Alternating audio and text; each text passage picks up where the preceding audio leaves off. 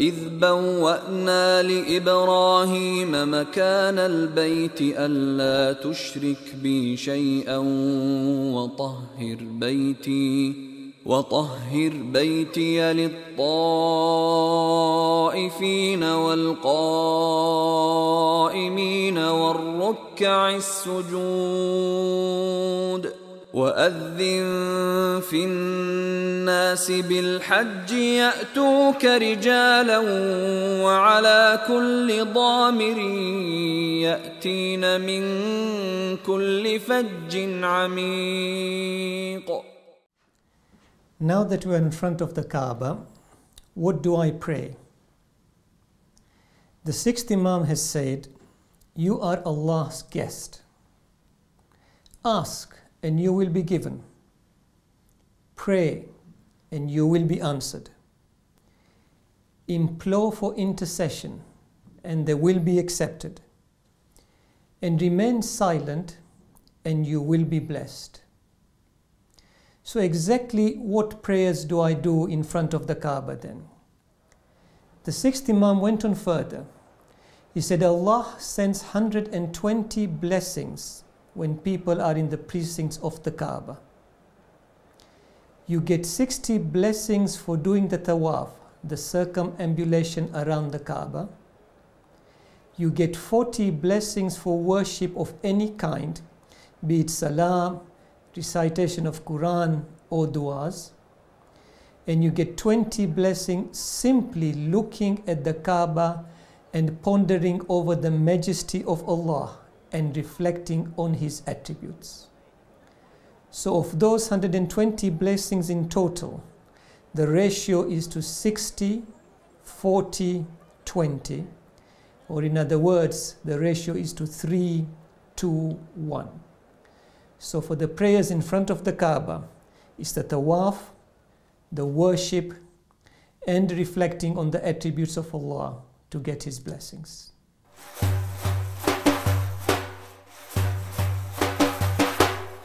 So let us now look at the significance of rituals.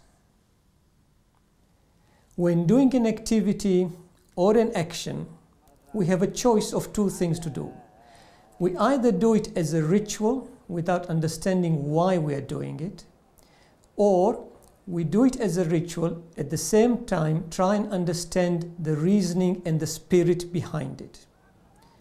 So in ritual we have R, I, T, U, A, L. Would it be not nice when I'm doing something first I'm R, I'm reminded of the hidden aspect or of the inner meaning of the action that I'm doing. Having been reminded of it, and then if I could have the I, if I could ignite my brain to inquire as to why I am doing this particular action, why am I doing it this way? So if I can find out the meaning behind the action I'm doing, and then T, transcend from the obvious meaning of what I'm doing to the inner meaning, to the hidden meaning of the ritual that I am performing. And then U, if I can unearth, if I can find out more, the inner meaning, it will make more sense of the ritual that I am performing. Having found the inner meaning, I then go to A. I ascend to a new height of understanding the spirituality of the action that I am doing.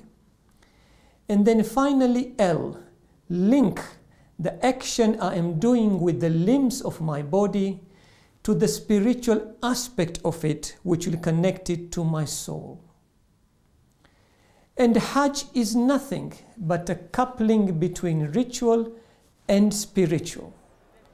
Doing ritual alone or doing the spiritual aspects alone will not have the maximum impact. I need the coupling of those two, the rituals with the understanding of the spirituality, to understand Hajj in its entirety. But rituals are not only restricted to the period of Hajj. We do rituals outside the Hajj. And the most classic example is Salah. If we consider Salah as simply doing exercises of physical, standing up, going into ruku and sujood, that will be a ritual on its own.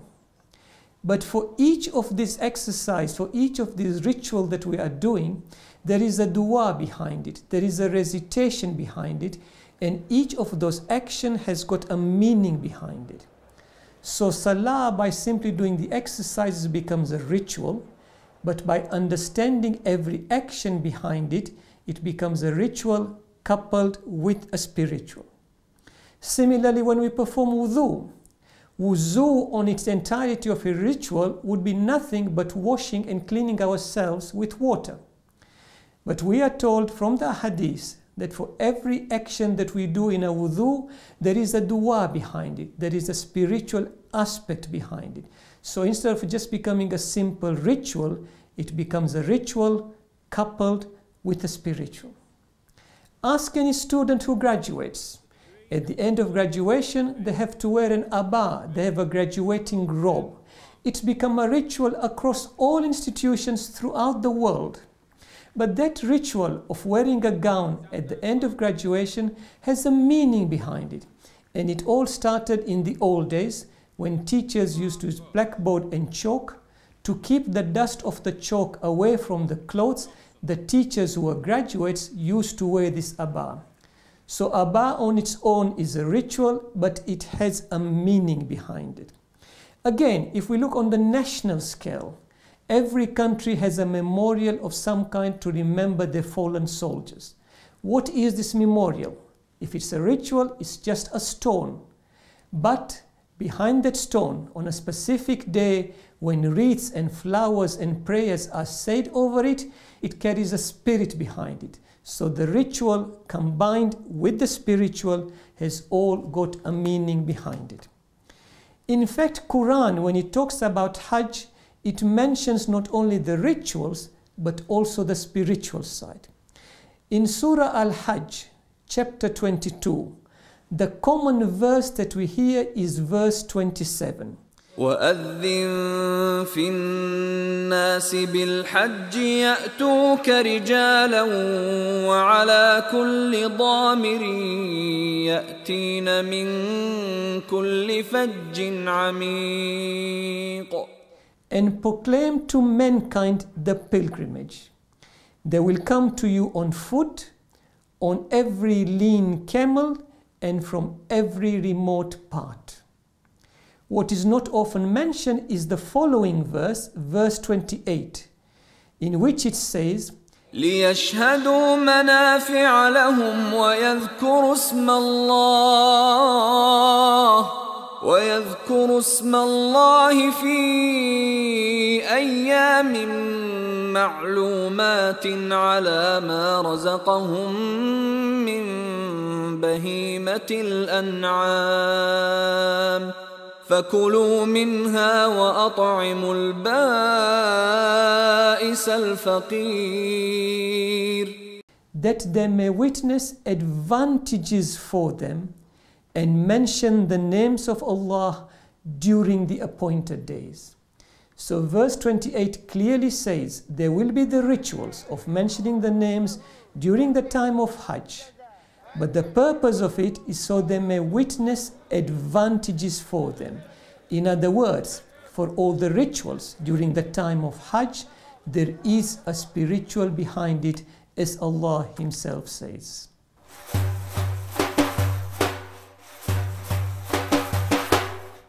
Right, let us look at the spiritual aspect of ihram. What is ihram? For menfolk, ihram is a simple two-piece of clothing with flip-flops as the slippers. And the clothing is so simple that not even a single stitch is allowed. So if we look at the spirit of ihram, we have E, H, R, A, and M. The E stands for engagement. As soon as we wear ihram, it is the beginning of the spiritual engagement with Allah. And it all starts with another ritual, the religious shower, the ghusl. The religious shower, in its ritual, it's simply a washing of the body with soap and water. But the spirit behind it is not the washing of the body, it is the cleansing of the soul as we wash the body. So that ghusl, that religious shower, starts off the process of wearing the ihram.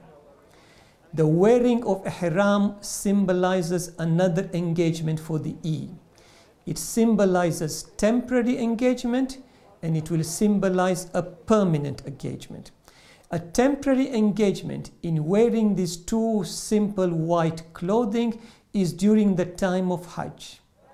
But more importantly, there is a permanent engagement after Hajj, for when we go to the intermediate world and the hereafter, our permanent abode, we will be going in exactly the same kind of uniform, simple white clothing. So ihram signifies engagement during Hajj and after Hajj when I return to Allah. The H in ihram is for harmony. For now, in this simple clothing, my attention is now exclusively focused on Allah. The worries and the issues of the worldly affairs that I have left behind should now be removed from my mind. Those issues will take care of themselves. They have taken care of themselves before, they are doing it now in my absence when I'm in Hajj, and they will do it in the future. So the H is now in harmony exclusively with Allah. It is also in harmony with my fellow pilgrims, with my fellow Hujjaj, because they are all, without exception, also dressed in the same uniform. There is no distinction now in front of Allah, regardless of what nationality, regardless of race, of color, of wealth, of language, of social standing, of profession, of any postcode, of any zip code. We are all in it together, in harmony, focused on Allah. The R in ihram is for redemption. Having now clothed myself in ihram, I want to redeem myself through the rituals of Hajj.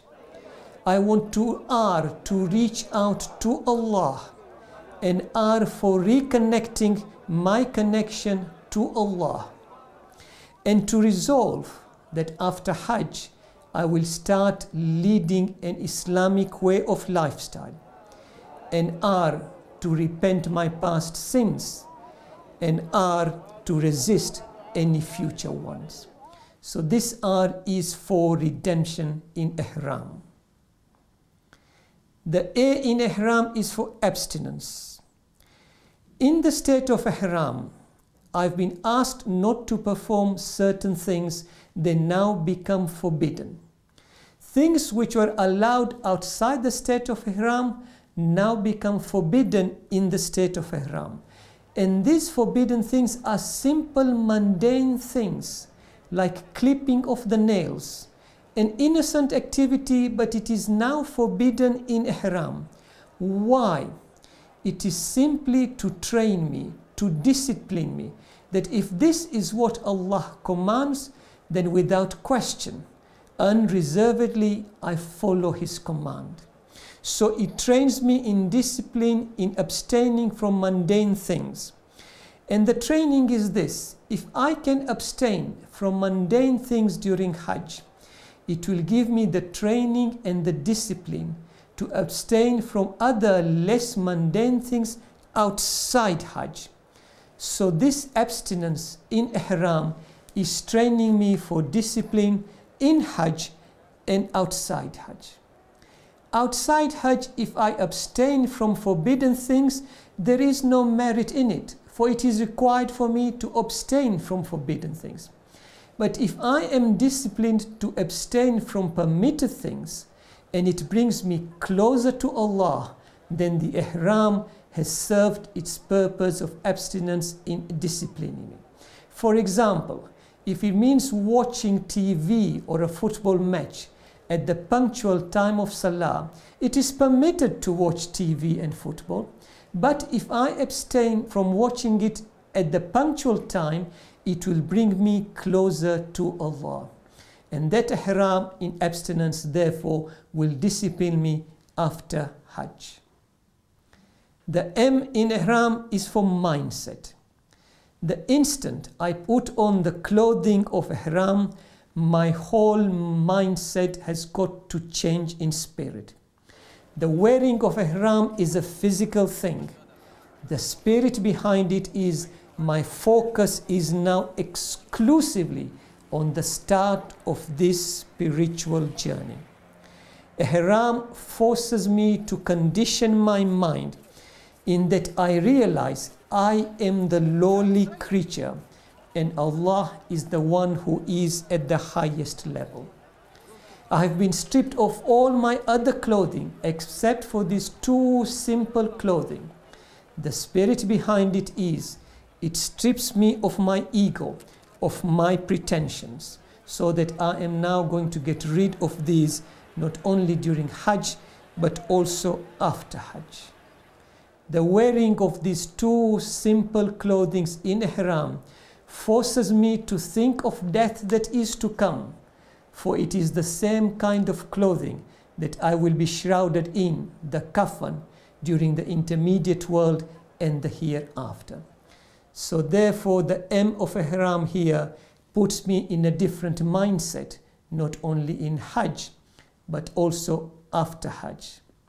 So ihram, the E stands for engagement, the H for harmony, the R for redemption, the A for abstinence, and M for the change of mindset during and after Hajj.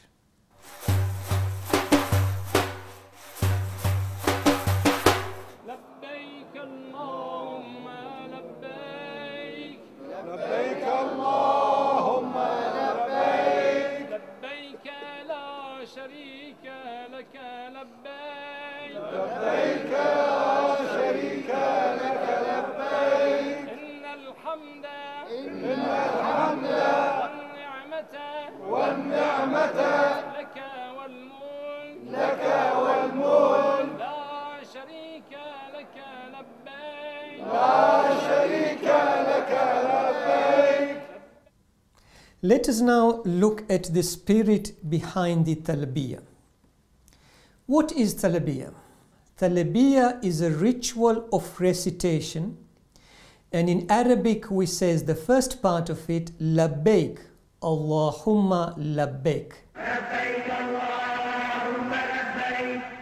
Here I am, O Allah, here I am. But during this physical recitation, what is the spirit behind it? When I say I am here, what do I actually mean? Because I'm already here. Physically, I'm already in Makkah, already in the plains of Makkah, the cities of Makkah. Therefore, when I say I'm here, I do not mean physical. What I'm asking is to say I'm here at your invitation. Labbaik, it is your invitation that has brought me here. Many others have wanted to come, they could not come. It is your invitation that I am here for.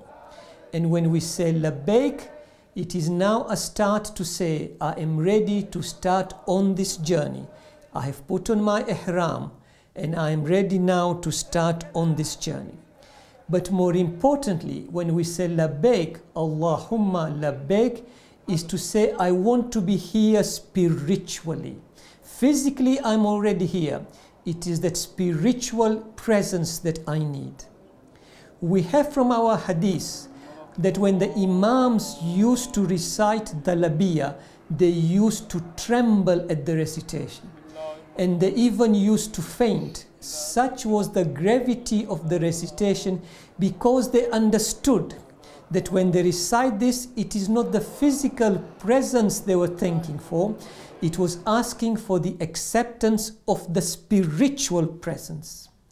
So when we say labbaik, Allahumma labbaik, It is not the spiritual, it's not the physical presence, it is the spiritual presence that we are asking for. In the second part of the talabiyya, we're going to say in Arabic, labbaik, la sharika laka labbaik. Here I am, you have no partner, here I am. Now here the partners, the physical partner is the material partner of God, in which you say you have no partner. But there is also the spiritual aspect of partnership. Because materialistically we say you have no partner, that is fine. But now spiritually we want to disassociate any partnership, any materialistic partnership with Allah. So for example, after Hajj, when I come back to my hometown, what are the materialistic things which will associate as partners to Allah? It could be, for example, watching TV. It could be sports. It could be family. It could be my business. All these things spiritually can be regarded as partners to Allah. For if I associate with these activities and they keep me away from Allah, it means I'm associating partners with Allah. So in talabiyya in Hajj, when I say labbaik, la sharika laka labbaik, here I am, you have no partner, here I am. I am first affirming during Hajj, he has no physical partners and he has no spiritual partner, in that my focus is now exclusively on him and on him alone. And after Hajj, when I come back, I disassociate with materialistic partnership, which will keep me getting any closer to Allah at the right time. So talabiyya, therefore, it is not only a ritual recitation. The spirit behind it is to say, I want the spiritual presence during Hajj and not to associate any materialistic partnership with Allah after Hajj. لبيك لا شريك لك لبيك إن الحمد والنعمة لك الملك لا شريك لك لبيك اللهم لبيك لبيك لا شريك لك لبيك إن الحمد والنعمة لك الملك